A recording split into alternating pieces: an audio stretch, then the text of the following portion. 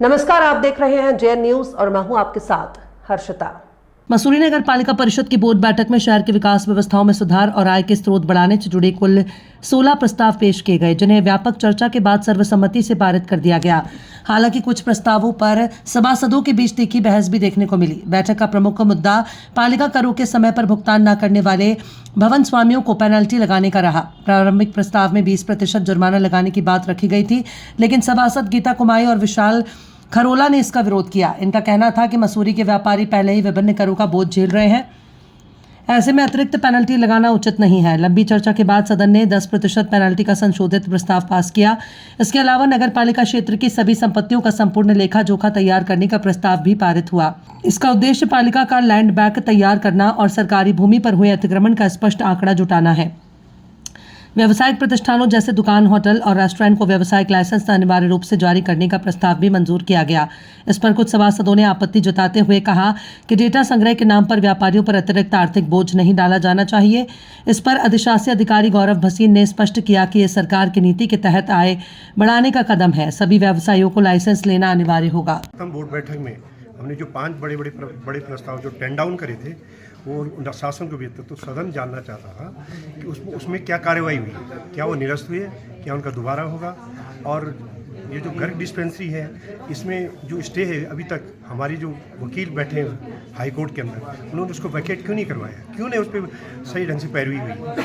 हमारी आज की डेट में कैमिल बैग में जो पालिका की दुकानें ध्वस्त हुई, क्यों न समय रहते उस पर कोई उचित कार्रवाई क्यों नहीं हुई, पैरवी क्यों नहीं हुई। और लाइब्रेरी चौक के अंदर जो अभी हमने चैन डाली है, उसमें 6 फुट के बाहर डाल दी, उसमें ऑलरेडी चौक छोटा हो चुका और जाम की स्थिति बनी हुई। तो हमने ईओ साहब से ये गुजारिश करी कि आप इसे तुरंत हटाने की प्रक्रिया। क्या मानते हैं, यहाँ पर टैक्स बढ़ाने की भी बात की जा रही है विभिन्न मद्यों में, तो क्या उसके लिए तैयार है आप लोग? देखिए, टैक्स तो किसी भी विभाग में अगर हम जाएंगे तो लेट फीस तो पड़ती है, लेकिन वो फीस बिल्कुल नॉमिनल होनी चाहिए ताकि किसी भी अनावश्यक बर्डन न पड़े और साथ में साथ पालिका की आय में वृद्धि हो और उससे एक चिंता रहे कि भाई फाइन पड़ना है, मैं टैक्स जल्दी दूँ। पर ऐसे में अब ट्रेडर्स को भी लाइसेंस लेना पड़ेगा, इस तरीके की कोई पॉलिसी यहाँ बनाई जा रही है? उससे ट्रेडर्स जो भी किसी की दुकान है उसके लिए उसे लाइसेंस लेना पड़ेगा। इससे एक पालिका के पास एक आंकड़ा इकट्ठा हो जाएगा कि फलां व्यक्ति फलां क्या करते हैं। कि हम जनता के लिए, देखिए मैं यही कहना चाहूँगी कि हम जनता के लिए और जनता के द्वारा ही चुने गए हैं और उनको इन नगर पालिका में आके अगर किसी दिक्कत परेशानी का सामना करना पड़ रहा है तो ये हमारा फ़र्ज़ बनता है कि हम उनके लिए आवाज़ उठाएं। इसी बीच मैंने यही बात रखी है कि जो भी मृत्यु और जन्म से संबंधित प्रमाण पत्र होते हैं उसमें नगर पालिका में बहुत समय लगता है। जैसे कोई 21 दिन से ज़्यादा प्रमाण पत्र हो जाता है, उसमें लेट फीस भी ली जाती है।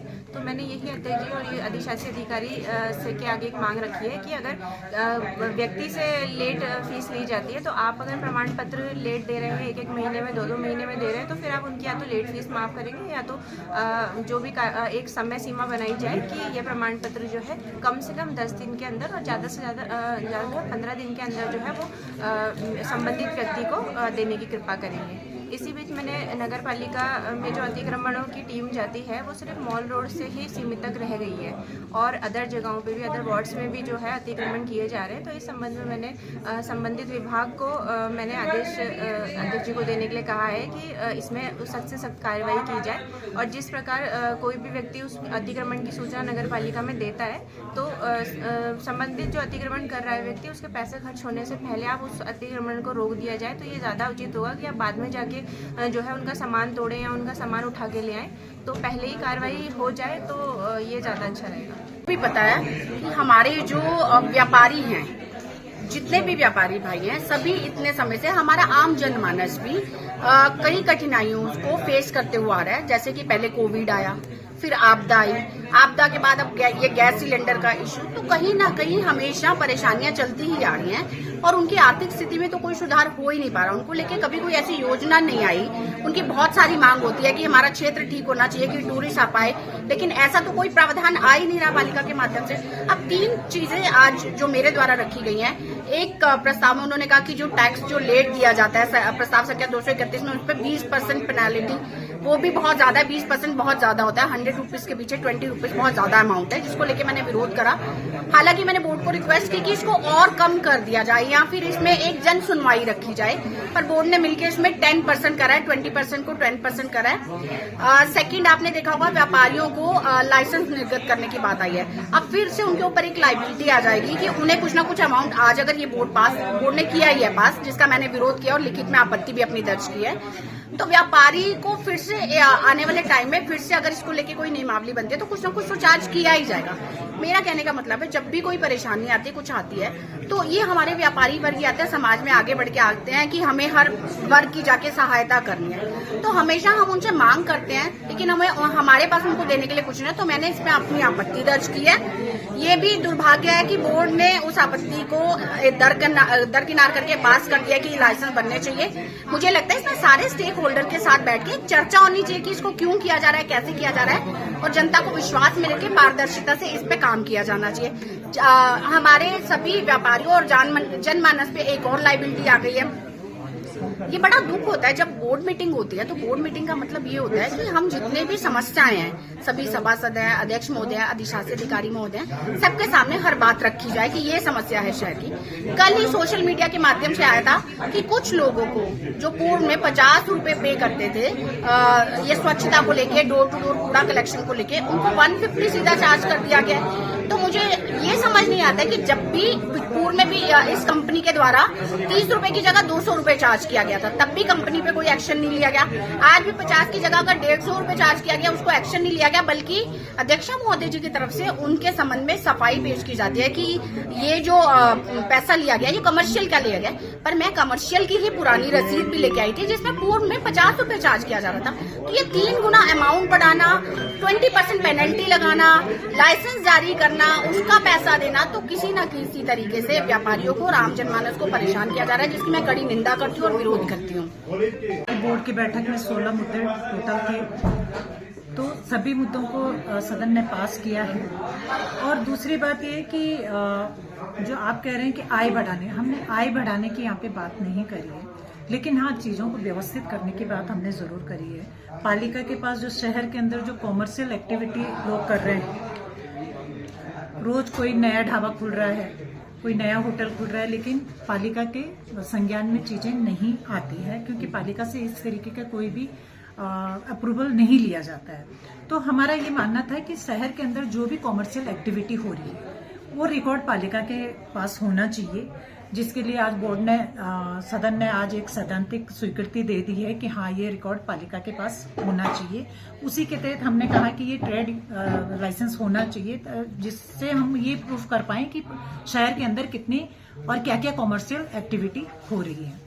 दूसरी बात जो कर को लेकर के था, कुछ लोग हैं जो वो हर तरीके के, हम एक्टिविटी की बात करें, चाहे वो कॉमर्शियल टैक्स की बात हो, चाहे वो हमारे जो हाउस टैक्स है उसकी बात हो, हम हर तरीके के टैक्स की बात कर रहे हैं। कुछ लोग हैं कि तय समय सीमा पे अपना टैक्स पे कर देते हैं, और कुछ लोग हैं कि सालों साल वो टैक्स पे नहीं करते। तो हमारा मानना ये था कि अगर सालों साल लोग टैक्स पे नहीं कर रहे हैं, तो इसका मतलब जो समय सीमा पे टैक्स पे कर रहे हैं, हम उनके साथ ज्यादती कर रहे हैं कि वो लोग अगर नियम मान रहे हैं तो फिर नियम सभी को मानने चाहिए। तो उसी के तहत, क्योंकि ये कोई नई बात नहीं है, सभी जगह ये लागू है और सभी विभागों में लागू है कि समय पे अगर आप बिल पे नहीं कर रहे हैं तो आपको कुछ परसेंटेज जो विभागों का तय रहता है कि आपको इतना % एक्स्ट्रा पे करना होता है। तो वही आज नगर पालिका के सदन में भी ये बात हुई है कि ठीक है, जो व्यक्ति समय सीमा तक अपना टैक्स पे नहीं करता है उसको एक्स्ट्रा कुछ पेनल्टी कितना तय हुआ है? ये अभी 10% का अभी सदन ने कहा है कि 10% पे सहमति हुई है सदन की, 10% एक्स्ट्रा पेनल्टी उस पर लगनी चाहिए अगर वो समय सीमा पे अपना टैक्स पे नहीं करता। पिछले बोर्ड द्वारा ही ये तय किया गया था, उन्होंने ही अपना एक वो जारी किया था कि नियमावली जारी की गई थी कि 5,000 रुपए तक जिसकी इनकम है उसको 30 रुपए पे कर, 50,000 की इनकम वाले, 10,000 की इनकम वाले उसको 50 रुपए पे कर, और 10,000 से ऊपर वाले परिवारों की जिनकी आय 10,000 से ऊपर है वो 200 रुपए पे करेगा। तो ये तो जो गजट नोटिफिकेशन है वो पिछली बोर्ड ने ही तय करा था, ये इस बोर्ड ने नहीं तय करा। माननीय सभासद द्वारा ये मुद्दा उठाएगा, वो भी तो पिछली बोर्ड के मेंबर रही हुई है। आपने क्यों ये तय किया? आपको नहीं तय करना चाहिए।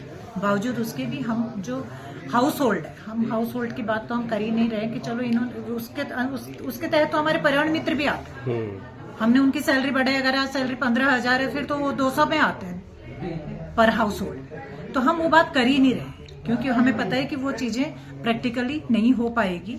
इसलिए हाँ, जो कॉमर्शियल एक्टिविटी है, कॉमर्शियल एक्टिविटी में वो चीज लागू हो वो अलग बात है, लेकिन जो हाउस होल्ड है, हम हाउस होल्ड में जो 30 रुपए पहले से दे रहे हैं लोग, वो उनको देना चाहिए। दूसरी बात, क्योंकि कई जगह ना तो पे हो रहा है, मतलब वो 30 रुपए भी नहीं मिल पा रहा है, कूड़ा नहीं मिल पा रहा है। और पिछले कई सालों से ये चल रहा है कि कूड़ा प्रॉपर लोग नहीं देते हैं, कूड़ा थैली में बांधा और ऐसे इधर फेंक दिया, उधर फेंक दिया, इधर फेंक दिया। मैं आपके माध्यम से ये अपील भी करना चाहूंगी शहर वासियों से, देखिए महीने का 30 रुपया बहुत बड़ी अमाउंट नहीं होती है, लेकिन आप कूड़ा प्रॉपरली, आप 30 रुपए दे रहे हैं नहीं दे रहे हैं एक अलग इशू, लेकिन आप कूड़ा प्रॉपरली, आप डोर टू डोर कलेक्शन के लिए जो पर्यावरण मित्र आपके पास आते हैं, आप प्रॉपरली वो कूड़ा आप उनको दीजिए, आप इधर उधर मत फेंकिए। क्योंकि पालिका के हम देख रहे हैं कि रोज सोशल मीडिया के माध्यम से भी हम देख रहे हैं पालिका क्या कर रही है, पालिका क्या कर रही है।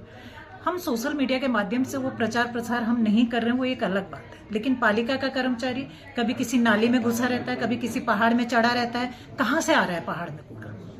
यहीं के लोग तो फेंक रहे होंगे, चाहे टूरिस्ट फेंक रहा है, चाहे लोकल लोग फेंक रहे हैं, यहीं के लोग फेंक रहे हैं। मेरा आप लोगों से आपके माध्यम से ये निवेदन है कि आप कूड़ा प्रॉपर चैनल के थ्रू दीजिए। डोर टू डोर कलेक्शन के लिए टीम आ रही है, आप उनके माध्यम से वो कूड़ा भेजिए।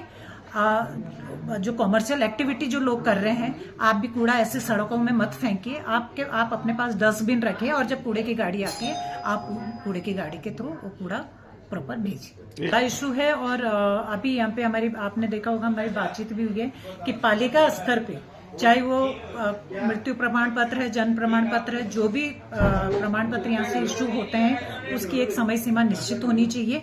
अभी मैं विभागों की बैठक लूंगी, क्योंकि आज समितियों का गठन भी हुआ है, तो विभागों की बैठक लेकर के ये समय सीमा में निश्चित करूंगी और उसी समय सीमा के अंतर्गत वो जो भी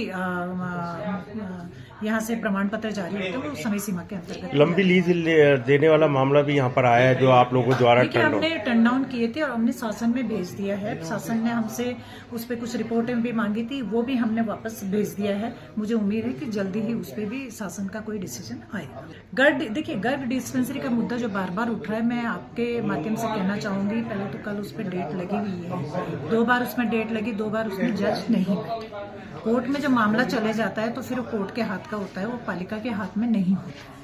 तो और मुझे उम्मीद है कि जब भी गर्ग डिस्पेंसरी पे सुनवाई होगी, और जो लोग गर्ग डिस्पेंसरी का मुद्दा जो उठा रहे हैं वो वही लोग थे जिन्होंने तुड़वाई है। तो इसलिए गर्ग डिस्पेंसरी कोर्ट का मुद्दा है। कोर्ट जिस दिन जो डिसाइड करेगा, मैं बार बार ये बात कर रही हूँ कि कोर्ट से जिस दिन डिसीजन आ जाएगा उसके दूसरे दिन गर्ग डिस्पेंसरी। 40 गोल्फ कार्ट आ रही थी, ये सुनने में आ रहा है कि अब नहीं आएंगी। देखिए गोल्फ कार्ट के मामले में हमने बहुत साफ सुथरी पालिका ने एक बात रखी है कि गोल्फ कार्ट अगर आएगी तो प्रॉपर तरीके से लाएं, ताकि हम पूरे शहर में उसको चला सकें, ना कि सिर्फ मॉल रोड। तो जब तक उसकी जो फॉर्मेलिटीज है, जिला प्रशासन जब तक उसको पूरी नहीं करेगा, हम गोल्फ कार्ट के लिए तब तक सहमति नहीं देंगे, क्योंकि हम मॉल रोड पे 54 गोल्फ कार्ट नहीं चला सकते।